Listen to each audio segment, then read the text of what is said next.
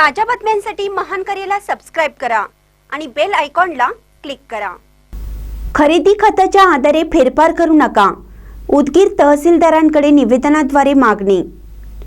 घाण ठेवलेली जमीन खोट्या कागदपत्राच्या आधारे इतर व्यक्तीला खरेदी खत करून देऊन अन्याय केला आहे। सदर जमिनीचा उदगीरच्या महसूल विभागाकडून फेरफार करण्यात येऊ नये अशी मागणी तहसीलदार यांच्याकडे अनिकेत उर्फ विकास रामराव बिरादार यांनी केली आहे।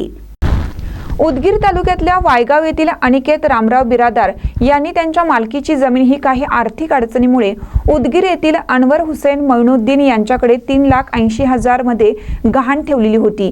ती सर्व रक्कम ठरलेल्या मुदतीमध्ये व्याजासकट परत केलेली असताना सुद्धा अनवर हुसेन मोइनुद्दीन यांनी जमीन परत न करता ती जमीन खोट्या कागदपत्राच्या आधारे इतर व्यक्तीला खरेदी खत करून देऊन अन्याय केला आहे।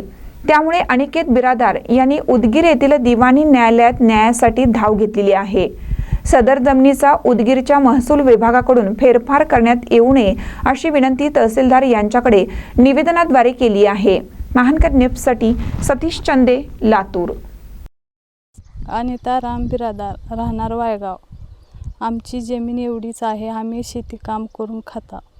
ही जमीन दुसऱ्याला जर विकलं तर आम्ही का करणार?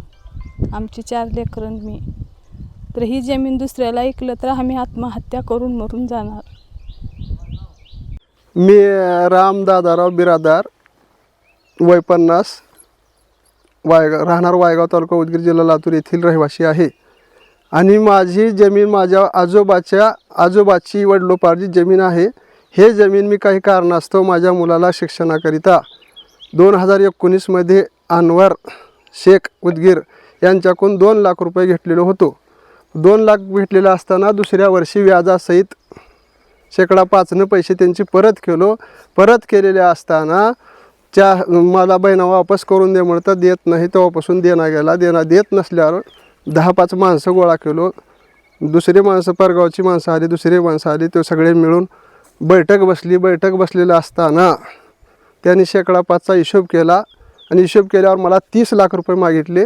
30 लाख रुपये मी देत नाही असं म्हणल्यानंतर तो मी दुसऱ्याला विकतो जमीन म्हणल्यावर मी लगेच कोर्टात धाव घेतली। कोर्टात केस केला। कोर्टात मॅटर चालू आहे। चालू असताना देखील त्यानं अशाच 2-4 जमीन आमच्या वायगावातल्या दुसऱ्याला विकलेल्या आहेत, बैनामा करून घेतलेल्या।